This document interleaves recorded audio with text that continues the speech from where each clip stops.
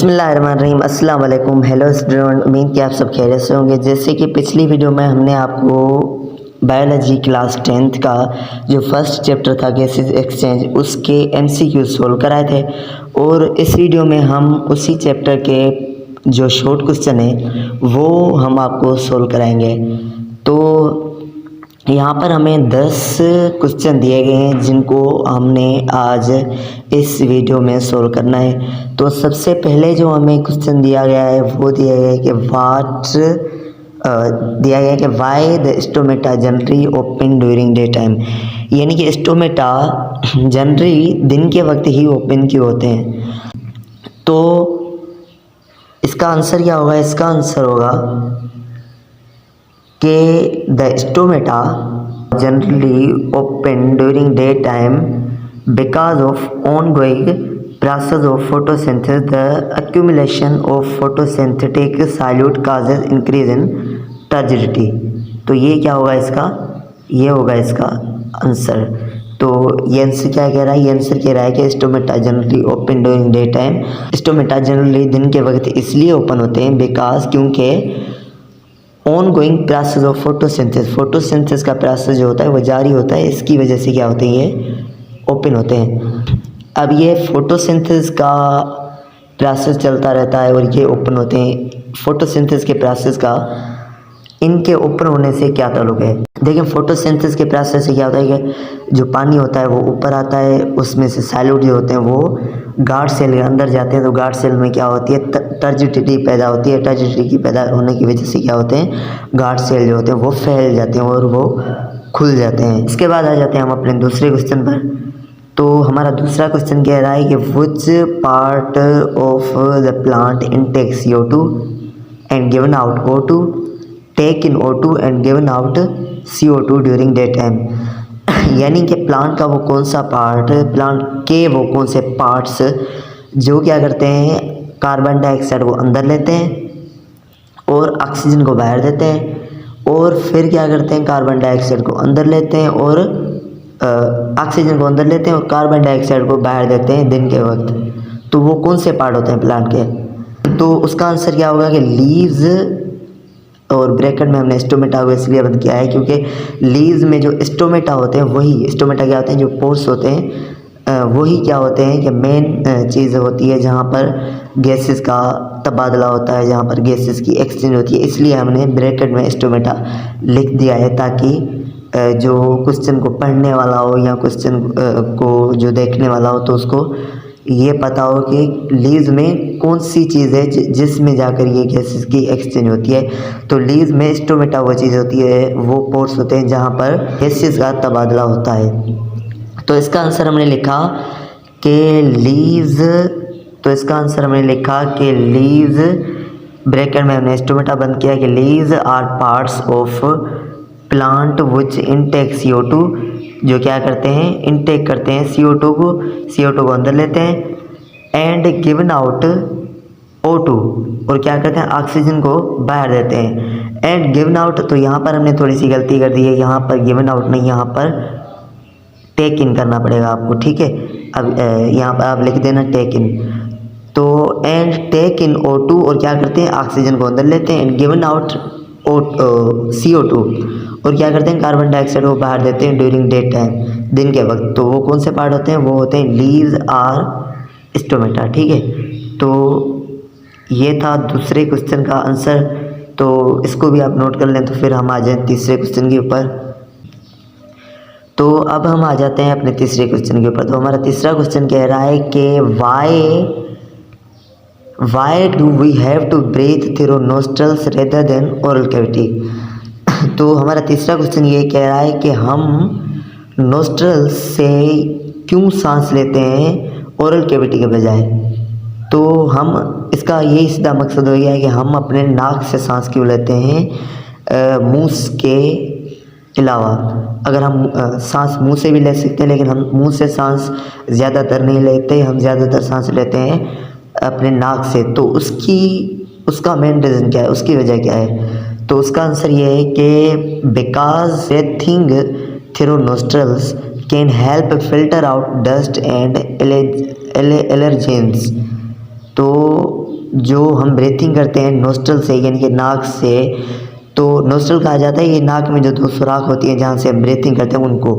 तो हम नोस्ट्रल से ब्रीथिंग इसलिए करते हैं क्योंकि अगर नोस्ट्रल से हम ब्रीथिंग करेंगे तो उससे क्या होगा कि एलर्जेनियस डस्ट वगैरह जो होगी वो क्या हो जाएगी, वो फिल्टर आउट हो जाएगी। उसके अलावा क्या होगा, boost our oxygen Uptake, oxygen के अंदर जाने में क्या होगा, बूस्ट हो जाएगी यानी तेज़ी पैदा हो जाएगी। And humidify the air we breathe in, और एयर क्या होगी, ह्यूमिडिफाई हो जाएगी जो हम अंदर ब्रीथ करते हैं। उसके बाद हमने लिखा है कि ऑन द अदर हैंड अगर हम माउथ से ब्रीथिंग करें तो क्या होगा, अगर हम माउथ से ब्रीथिंग करेंगे तो कैन ड्राई आवर माउथ, हमारा माउथ क्या हो जाएगा, ड्राई हो जाएगा, खुश्क हो जाएगा। इसलिए हम माउथ से ब्रीथिंग नहीं करते, हम ब्रीथिंग करते हैं किससे, नोस्ट्रल से। तो इस क्वेश्चन को भी, इस आंसर को भी नोट कर लें। तो फिर हम आ जाएं अपने चौथे क्वेश्चन पर। तो उसके बाद हम आ जाते हैं अपने फोर्थ क्वेश्चन पर। हमारा फोर्थ क्वेश्चन पूछ रहा है हमसे कि differentiate between breathing, respiration and gases exchange. हमें क्या कह रहा है, हमें क्या करना है, हमें फ़र्क बयान करना है किन किन के 3 चीज़ों के बीच में, ब्रीथिंग के बीच में, रेस्पिरेशन के बीच में एंड गैसेज एक्सचेंज के बीच में। तो सबसे पहले हम आ जाते हैं ब्रीथिंग पर। तो breathing is the physics process of exchange gases. Breathing क्या है, फिजिक्स नहीं बल्कि फिजिकल प्रोसेस है गैसेज एक्सचेंज का। तो फिजिकल मीन्स कि इसमें कोई भी केमिकल चीज़ नहीं होती, कोई भी इसमें केमिकल मेटाबॉलिज्म प्रोसेस वगैरह नहीं होता। यहाँ पर क्या होता है, सिर्फ हम गैस को इनटेक करते हैं और इनहेल करते हैं, ठीक है। तो ब्रीथिंग की डेफिनेशन ये हो गई। उसके बाद respiration is the chemical process. Breathing क्या था, ब्रीथिंग फिजिकल प्रोसेस था और रेस्पिरेशन क्या है, केमिकल प्रोसेस है। That take place at cellular level and produce energy. तो ये प्रोसेस क्या करता है, ये सेल वाली लेवल में, सेल वाली स्टेज में जाकर काम करता है एंड एनर्जी को प्रोड्यूस करता है। कैसे एनर्जी को प्रोड्यूस करता है, ये सेल में जाकर ग्लूकोज को क्या करता है, तोड़ देता है, ग्लूकोज को तोड़ देता है। तो उसमें से क्या होती है, एनर्जी प्रोड्यूस होती है, ठीक है। उसके बाद हमने लिखा है गैसेज एक्सचेंज। गैसेज एक्सचेंज की डेफिनेशन में हमने लिखा है कि it is the physical process. Gases exchange क्या है, फिजिकल प्रोसेस है जिसके ज़रिए क्या होता है, gases move positively by diffusion across the surface. एक सरफेस के दौरान के ज़रिए वो क्या करती हैं, डिफ्यूज़ होती रहती हैं, मूव करती रहती हैं। This surface might be the air and water. वो सरफेस क्या हो सकता है, वो सरफेस एयर भी हो सकता है, वो सरफेस वाटर भी हो सकता है। तो ये था क्वेश्चन 4 का आंसर, तो इसको भी नोट कर लें। तो फिर हम आ जाएँ फिफ्थ क्वेश्चन की जानिब। तो अब हम आ जाते हैं 5th क्वेश्चन की जानिब। तो 5th क्वेश्चन हमारा क्या कह रहा है कि why do we deep breathe during और इमीडिएटली आफ्टर एक्सरसाइज के बाद, एक्सरसाइज के फ़ौरन बाद हम क्या करते हैं, आपने देखा होगा कि जब भी हम एक्सरसाइज करते हैं या दौड़ते हैं, भागते हैं, तो हम काम करते हैं, तो हम क्या करते हैं, तो हम सांस को या तो जल्दी लेते हैं और या तो हम सांस को क्या करते हैं, लंबी सांसें लेते हैं। तो हमसे वो पूछा जा रहा है कि वो हम क्यों करते हैं।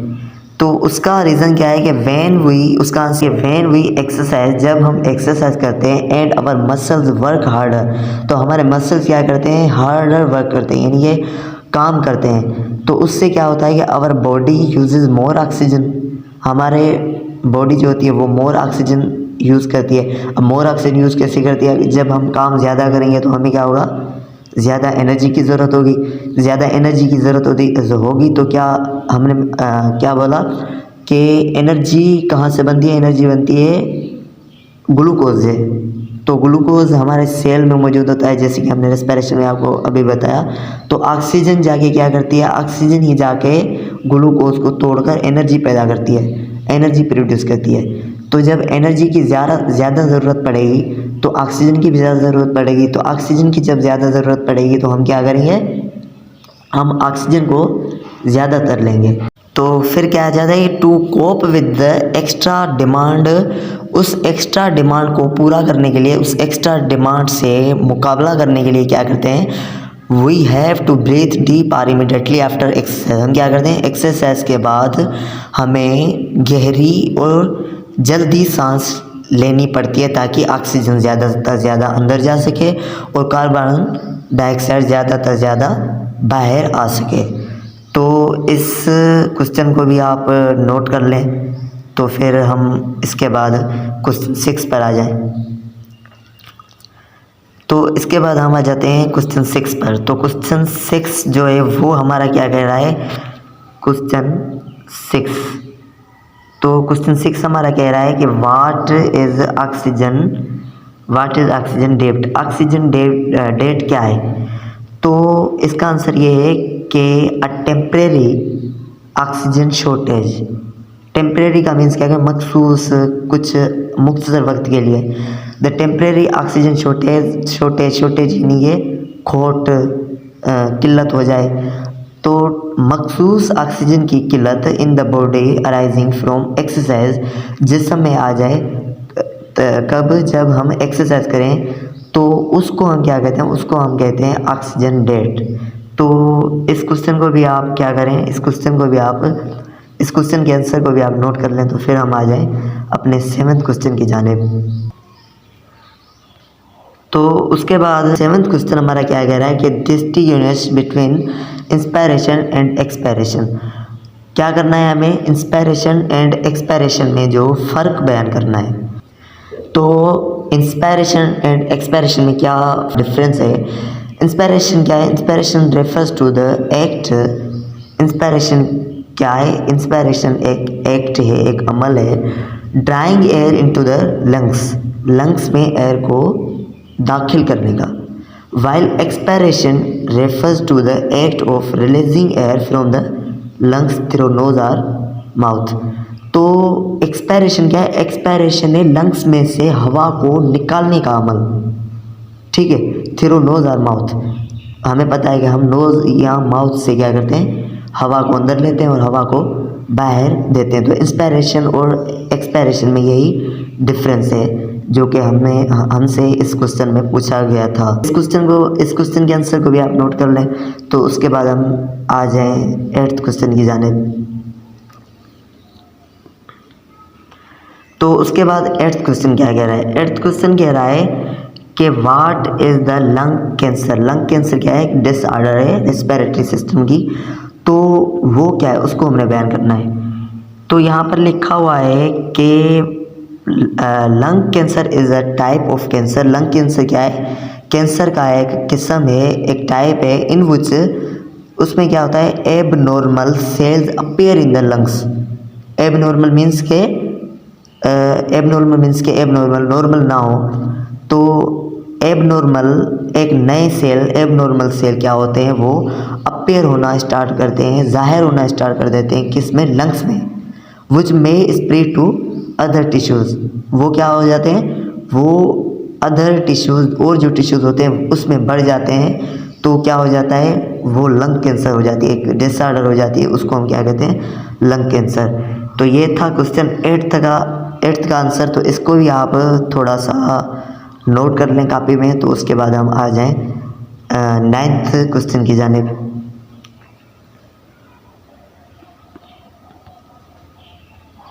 तो उसके बाद 9th क्वेश्चन क्या कह रहा है कि how the asthma is characterised. Asthma जो कि एक डिसऑर्डर है, उसको हम कैसे करेक्टराइज कर सकते हैं, उसको हम कैसे पहचान सकते हैं।